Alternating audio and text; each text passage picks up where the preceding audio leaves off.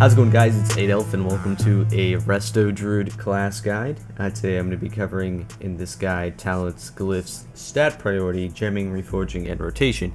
It's like the other guides, a pretty comprehensive basic understanding of the class and how to, work it in PvP. I've been playing my Resto Druid recently quite often, and I've been having a really good time. It's really fun. It's really versatile. It's very good. The class is very good, as you can tell from last season. A lot of high-rated healers, Resto Druids, and they're just very versatile, I think, and they're very good for cross CC and just everything in general. It's a good class. It's fun to play. So yeah, I just kind of want to hop into it and make sure everybody understands how to play this class properly, because I was kind of having a hard time kind of learning how to do things, the basics. I was having a hard time kind of like, oh, what do I do? I've never played a druid before, so it was really hard for me to kind of understand how things work and whatnot. So hopefully today I can enlighten you a bit. Starting off, specialization, obviously restoration. From this you get swift mend, rejuve, life bloom, healing touch, basics. Just jumping right into the talents. Probably the first tier, the level 15 tier, the first talent, which is probably you're never going to ever want to change. You're going to want to take Displacer Beast. This basically teleports you a short distance and turns you into a cat. And I just did it through the tree there, and it gives you a short sprint. This is really good for oh yeah, also it's on 30-second cooldown, which is another good thing about it. Basically this allows you to get away really quickly. Say 2 melee or 1 melee swap onto you and you need to get the hell out so you can pillar. This is the best thing. They did nerf this. It used to make you invisible, but I think it's pretty fair that it doesn't make you invisible anymore, because it's a really strong ability.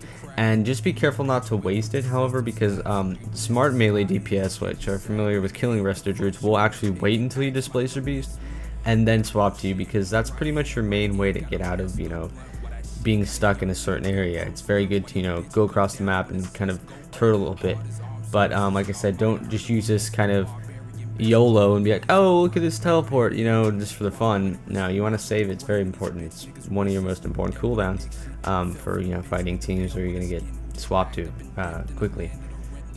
So after that, Cenarian Ward is probably the best. I was using Ursa's Gift for a while, but it's just not as good as Cenarian Ward. Cenarian Ward is basically like a shield that puts on the target and heals them over time when they get hit. It lasts for 30 seconds, has a 30-second cooldown. It's really good in combination with Iron Bark, which I'll show you guys a quick macro here. Pretty much you're always going to want to use this. It's just /cast Iron Bark /cast Cenarian Ward. So basically it'll just put both on the target. So when a target taking single target damage, you're going to want to put that on them. You want to use it before they take burst, because obviously it decreases the damage they take and also heals them during that time. So it's a very good kind of buffer. It can buffer mage burst, any really burst in general that's like 30 seconds around in cooldown, because both these spells are 30 seconds in cooldown, and you pretty much want to use them in conjunction 100% of the time. So yeah, that's that. Pretty self-explanatory. After this is Typhoon.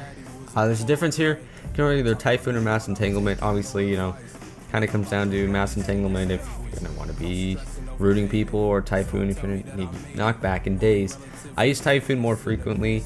It's really good for if you see a priest coming in for a sprint fury, puts down a feather and he's running towards you, you can just knock him back, daze him, and get out of there. I use it a lot actually when priest spectral guys to hit him out of that, or in the beginning of a match if you can hit a stealthy out, so you can team can get the opener. Say if you're doing RMP and you get the rogue out, that's really good right there. But all this is possible through Typhoon. Like I said, Mass Entanglement's pretty self-explanatory, but I don't use it as much as Typhoon. After this is kind of the trade up. What I'm going to be telling you guys is kind of controversial when it comes on the Resto Druids. When you're familiar with Resto Druids, most people choose Incarnation, which is kind of like the bread and butter talent for 90% of Druids, and it turns you into the tree form, makes your regrowth insta-cast, and is very beneficial. Obviously increases your armor by 120, healing done by 15, and then wild growth, regrowth, and there's special abilities. Total stutter, but special abilities for that. So I don't really like it as much. Why? It's a 3-minute cooldown. That's pretty substantial cooldown. Obviously, when it comes down to bursting, enemy teams are going to have around a 3-minute burst rotation. However, I like Soul of the Forest. Basically what this does is increases your haste by 100% after you swift mend. So I'm just going to give you guys an example here. So the best way I use it is I get a 2-stack regrowth and a rejuve on, and then I swift mend, and then I get a fast 100% haste regrowth or life bloom off. So look how fast it's 15, 15, 15, 15 in comparison to, you know, a regular 3-stack, which is going to be doing, you know, obviously half that speed. But if you you know, Soul of the Forest it's going to be going way faster, and that to me is more beneficial than Incarnation. Incarnation, when it comes down to like bursting and healing like quickly, obviously is better, but it seems to me that I like Soul of the Forest more because it's a passive ability, use it more often. Now this 100% haste thing can be used for a lot of things too. You know, it can be used for cycloning. I use it for cycloning all the time. You get a cyclone that's half the speed as a normal cyclone, and that's gonna, you know, negate a lot of, you know, spell reflecting or dodging or kicking or anything. You know, that'll help you out a lot. I really think Soul of the Forest is just better, but you know, you can go Incarnation if you feel that's what you want to do. They're both good talents, and you know, I don't think you'll have a hard time playing if you choose either or. So next, Disorienting the Roar. This is something you can change out for Mighty Bash. Mighty Bash is if you're going to be running a comp that doesn't have a lot of stuns. Disorienting Roar is, you know, the AoE roar that, you know, blinds them for 3 seconds or dazes them. Yeah, disorients them for 3 seconds, and then basically I clone off that typically. Mighty Bash though is better. It's single target and 5-second stun, and like I said, I'll run Mighty Bash if I'm running against a team whose you know, lineup, like my team lineup, isn't super stun based, because obviously, you know, it's better. After that, Heart of the Wild, pretty much the best. You can use this for defensive or offensive. Basically increases your healing defensively, and offensively increases your spell damage. You can Wrath, and you know, you can turn into a cat and use those abilities. It helps your team like go into an offensive pressure mode. It's a large cooldown, however, it's extremely beneficial. I recommend this, you know, probably the best.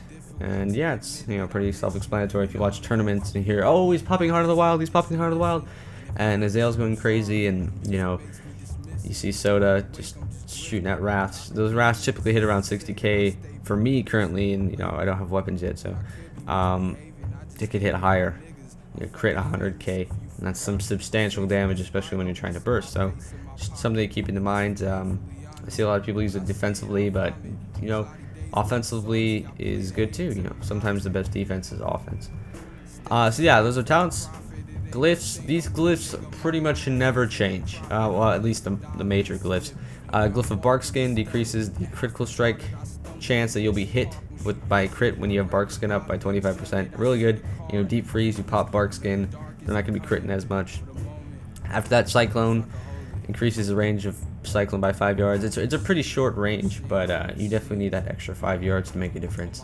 After that, Efflorescence. This is the big one. It basically makes your Wild Mushroom have the Efflorescence effect around it. When you cast this mushroom, you know, I'll try to put it back a little bit so you can see. You see this green ring, you know. When you're inside this, you know, you get the Efflorescence effect. The old Efflorescence effect was caused by your Swift Mend, but it doesn't last as long, and this mushroom effect kind of allows you to set up a sort of base, if you think about it. You know, you put it kind of close to a pillar and your team bases around there, you know. It heals substantially, if you can see, out of, you know, without battle fatigue. 43k crits and 20-ish k heals. That's really good in comparison to maybe, you know, like a rejuvenation going off. They're kind of similar, except this Efflorescence is actually healing faster than the rejuve. So don't discard this. This is a really good heal, and I highly recommend, you know, obviously using this glyph and taking full advantage of this mushroom, because obviously, as you can see, it can keep your team up through, you know, spread pressure, and it's really good for just single target, or for AoE healing, and you know, extremely beneficial on all aspects. After that, you know, if you saw, I'm able to, you know, select where I want to put down this mushroom. This is because the Glyph of Sprouting Mushroom. I recommend this because obviously you can choose where you want it. Normally you just cast a mushroom and it'd go underneath the target, and then you'd have to kind of time when you want to base. But I just, I like placing the mushroom where I want it, and helps out that way. The other 2 glyphs doesn't matter. So yeah, that's kind of the priorities there. When it comes down to gemming and reforging, you don't want to be gemming into haste and mastery. Mastery and haste are the 2 main things. Obviously, spirit being number 1, but haste and mastery being your 2 priorities. You can kind of balance it out. You want to make sure you get your haste cap, but after that, you want to make sure you get mastery. The mastery is pretty good for our druids, and yeah, really simple gems. I'll put some gems in the description that you can just copy paste in the auction house for orange, yellows, purples, whatever's. And yeah, hopefully you just make that kind of easy. If you're kind of confused about where to put gems where, just look up some dude's armory. I'll leave my armory in the description too. You can just check out and make sure you're doing it right. It's pretty simple. So yeah, after that, rotation. This is kind of the more difficult part that I really never understood about our druids until just a while ago. Obviously the conception is hots, which is right. You want to keep up your heals over time on all your targets, but it's kind of like swapping hots. So your main heal that you want to keep 3 stacks is obviously your life bloom. Keep 3 stacks whenever possible. Just be aware that regrowth does reset the cooldown of life bloom. Not reset the cooldown, but increase the duration to 15 seconds, which is the max duration. This is obviously extremely beneficial. Just because you get your regrowth heal, but you also increase the duration of your life bloom. You want to be keeping rejuvenation up on all your targets. Even if you're max HP, it actually buffs your mushroom. The overhealing done by rejuvenation actually increases the explosive power of your mushroom. So yeah, so make sure you keep up your life bloom. Your life bloom is what you're going to be swapping between targets. Targets taking the most damage, you're going to want to swap obviously your life bloom on. This it can be easily done. Obviously, just cast life bloom. If you have your 3 stacks, you can swap your life bloom to whoever. And yeah, it's pretty simple. If you keep your rejuve up, life bloom, you don't want to be swift mending on cooldown. If your target's 100k or 200k HP down from normal, just use your swift mend, and then you can make it super fast life bloom off that, obviously. And yeah, regrowthing is really mana consumption heavy, but it is necessary to keep your duration of your life bloom up. So use it when you're taking heavy damage on a target, and you need to increase the duration of your life bloom. It's better than just casting life bloom. Obviously, life bloom is less mana, but it's better than reapplying life bloom to your target. So in review, rejuvenation always up, life bloom to the targets taking the most damage, regrowth to extend the duration of your life bloom, and swift mend on cooldown. Use that extra haste to increase healing on whoever needs it. I usually will swift mend a target, and then whoever's taking the most damage, then swap a 3 stack increased haste life bloom on them. That'll heal them definitely a lot. Taking AoE damage, make sure you have your mushroom down. Obviously you can wild growth, that's AoE heals, an AoE heal over time, and just the best way is probably to keep rejuvenation up on your target. Make sure your mushroom's down.